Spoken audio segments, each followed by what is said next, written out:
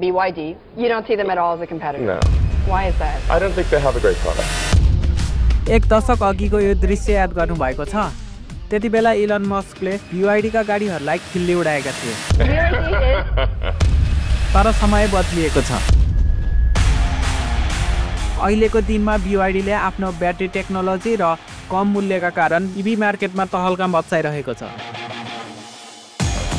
आजको भिडियोमा टेस्लालाई टक्कर दिएको एउटा लग्जरी कार C-Line 7 को रिभ्यू गर्दै छौं भिडियो अन्त्यसम्म हेरेर साथ दिनु होला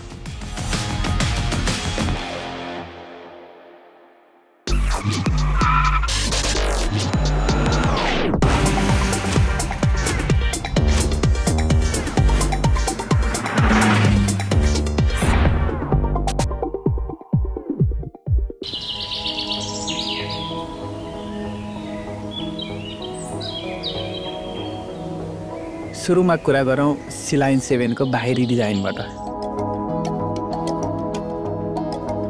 सिल्क बडी लाइन फुल LED हेडलाइट र एरोडाइनामिक प्रोफाइलले टेस्ला मोडल Y भन्दा स्टाइलिश देखिन्छ जहाँ टेस्ला मोडल Y सामान्य डिजाइनलाई प्राथमिकता दिन्छ भने C-Line 7 ले एग्रेसिभ र बोल्ड लुक दिएको छ फ्रन्टमा C-Line 7 को ओसियन एक्स फेस डिजाइन रहेको छ भने डुअल U LED हेडलाइट्स र LED DLRS छन् बिना ग्रिलको डिजाइनले EV को सिग्नेचर लुक दिएको छ जसले ब्याट्री एफिसिएन्सीलाई पनि राम्रो प्रभाव पर्छ साइड प्रोफाइलमा कुपे जस्तो स्लोपिङ रूफ लाइन रहेको छ फ्लश डोर ह्यान्डलले गाडीलाई प्रिमियम फिल दिएको छ र 20 इन्चको अलोय व्हीलले गाडीलाई अझ खतरा लुक दिएको छ पर्फर्मेन्स भेरिएन्टमा रेड ब्रेक क्यालिपर्सले गाडीको लुक्समा सुनमा सुगन्ध थपेको छ C-Line 7 को डाइमेन्सनको कुरा गर्दा लम्बाइ 4830 mm, चौडाइ 1925 mm र उचाइ 1620 mm र यो SUV मा 163 mm को ग्राउन्ड क्लियरेन्स छ सिटी ड्राइभिङका लागि यो पर्याप्त छ C-Line 7 SUV हो तर हामीले बुझ्ने गरेको SUV भन्दा थोरै होचो तर कुपे भन्दा अग्लो छ C-Line 7 मा छिर्न र बाहिर निस्कन सजिलो छ यो गाडी सेडान जस्तो धेरै तल छैन न त SUV जस्तो धेरै अग्लो जसले गर्दा धेरै झुक्न वा माथि चढ्न पर्दैन सामान्य रूपमा सिधै भित्र पस्न सकिन्छ C-Line 7 को पछाडिको डिजाइनको कुरा गर्दा ocean horizon connected LED tail lamps र फ्युचरिस्टिक लुक छ यो SUV मा दुईवटा स्पोइलर देख्न सकिन्छ माथितिर स्पोर्टी रूफ स्पोइलर र पम्परमा डिजाइनको लागि 4 डिफ्युजर रहेको छ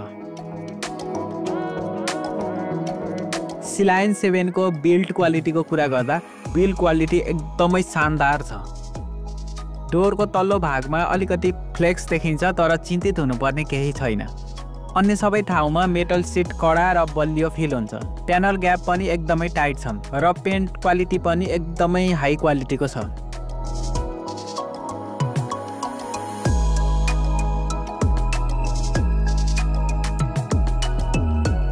बाहिरी डिजाइन जस्तै BYD ले C-Line 7 को भित्री डिजाइनलाई पनि ओसियन सिरिज डिजाइन प्रयोग गरेको छ यसमा 10.25 को डिजिटल LSD इन्स्ट्रुमेन्ट क्यास्टर छ जुन ड्यासबोर्डसँग राम्रोसँग मिलाइएको छ अरु BYD गाडीहरुमा जस्तै बीचमा 15.6 इन्चको रोटेटिङ टच स्क्रिन दिएको छ साथै हेड अप डिस्प्ले पनि रहेको छ इन्टेरियर पुरै ब्ल्याक कलरमा छ जहाँ gun metal chrome glossy black इन्सर्टहरु प्रयोग गरिएका छन्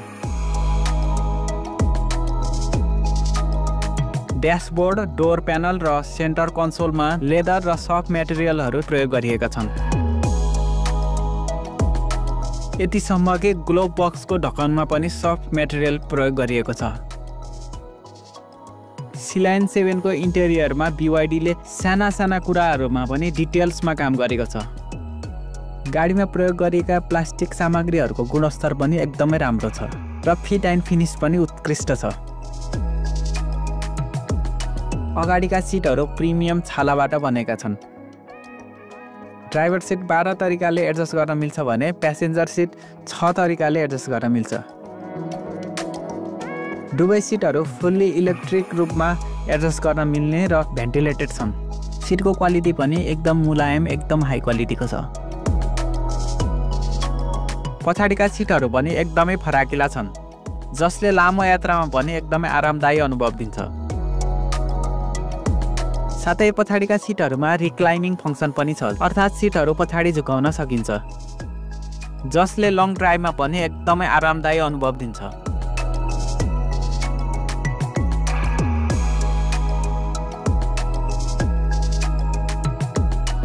BYD C-Line 7 को बुट स्पेस प्र्याक्टिकल र स्पेसियस छ। यसमा 520 लिटरको बुट स्पेस दिएको छ। साथै इलेक्ट्रोनिक टेलगेटको सुविधा पनि रहेको छ, जसले बुट खोल्न अझै सजिलो बनाउँछ। EV भएकाले फ्रन्ट ट्रङ्कमा पनि एक्स्ट्रा स्टोरेज उपलब्ध छ। यसमा 58 लिटरको स्पेस छ, जुन चार्जिङ केबल, साना झोला वा अन्य सामान राख्न सकिन्छ। समग्रमा भन्नुपर्दा glove box, door pocket, cup holders र centre armrest storage, wireless charging pad र 12 स्पिकर डाइन अडियो सिस्टम सहित वायरलेस एप्पल कारप्ले र एन्ड्रोइड अटो सपोर्ट छ।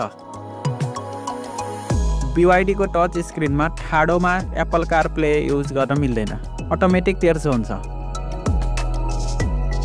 ड्यासबोर्डको soft touch material, 4 spoke steering wheel र आधुनिक डिजाइनले C-Line 7 को इन्टेरियरलाई एकदमै प्रिमियम फिल दिएको छ।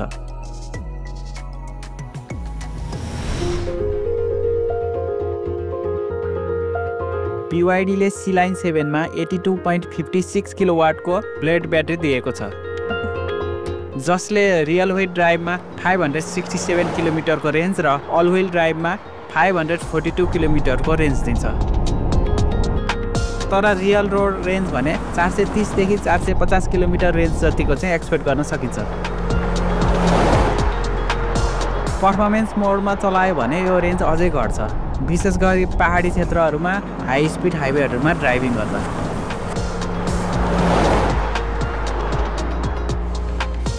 BYD को लिथियम आइरन फास्टब्याक ब्याट्री लो भोल्टेज ब्याट्रीलाई पनि प्रयोग गरिएको छ, अर्थात् 2 वटा ब्याट्री युज गरिएको छ, जसले ब्याट्रीको लामो आयु र सेफ्टी प्रदान गर्छ।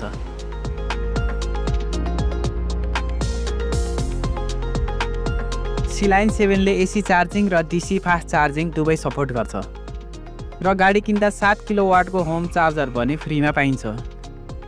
रियल वर्ल्डमा फास्ट चार्जरबाट 30 मिनेटमा 80% सम्म चार्ज गर्न सकिन्छ। अब कुरा गरौँ C-Line 7 को पर्फर्मेन्सको।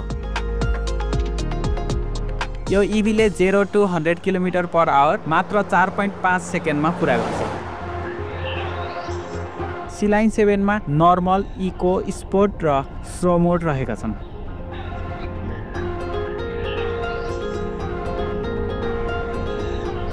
यसको इलेक्ट्रिक मोटरले 530 हर्स पावर उत्पादन गर्छ, जसले यो गाडीलाई रोडमा एकदम पावरफुल फिल दिन्छ।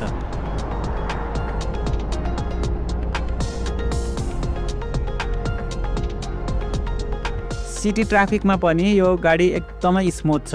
इन्स्टान्ट टर्क भएकाले यो गाडीलाई ट्राफिकमा पनि छिट्टै निकाल्न सकिन्छ।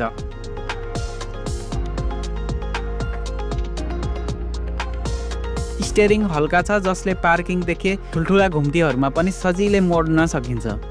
सस्पेन्सनको कुरा गर्दा C-Line 7 मा अगाडि म्याकफर्सन स्टड र पछाडि मल्टिलिङ्क सस्पेन्सन रहेका छन्, जसले सामान्य सडकका खाल्टाखुल्टीहरूमा राम्रोसँग झड्काहरू एब्जर्ब गर्छ। तर धेरै उबड खाबड भएको बाटोमा अलि कडा महसुस हुन सक्छ। समग्रमा C-Line 7 को पर्फर्मेन्स एकदमै सन्तुलित छ, न त अत्यन्तै स्पोर्टी न त धेरै नरम। यो गाडी सिटीमा डेली ड्राइभिङका लागि उपयुक्त छ भने लामो यात्राका लागि पनि यसको रेन्ज र कम्फर्टका कारण तपाईलाई असाध्यै मन पर्नेछ।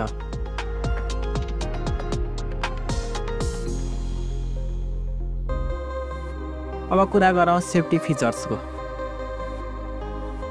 C-Line 7 मा 11 airbags, 360 degree camera, level 2 ADAS र एडाप्टिभ क्रुज कन्ट्रोल रहेका छन्। एडिसनल सेफ्टी फिचर्समा tyre pressure monitoring system, ABS with EBD, traction control, hill descent control, automatic emergency braking जस्ता फिचर्सहरू इन्क्लुडेड छन्। अडासमा lane departure warning, blind spot detection र traffic sign recognition जस्ता फिचर्सहरू रहेका छन्। जस्तोसुकै खराब बाटोमा पनि सेफ्टीलाई एकदमै बुस्ट गर्छ।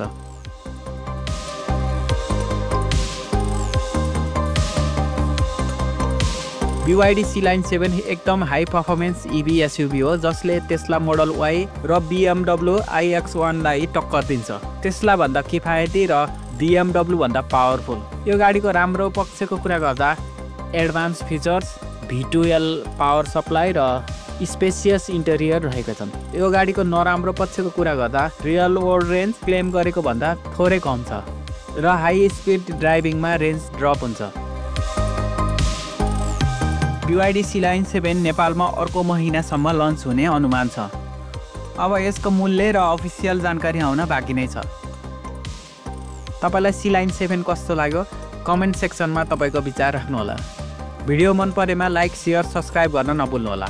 अर्को भिडियोमा भेटौँला। स्मार्ट निर्णय लिनुहोस्। धन्यवाद।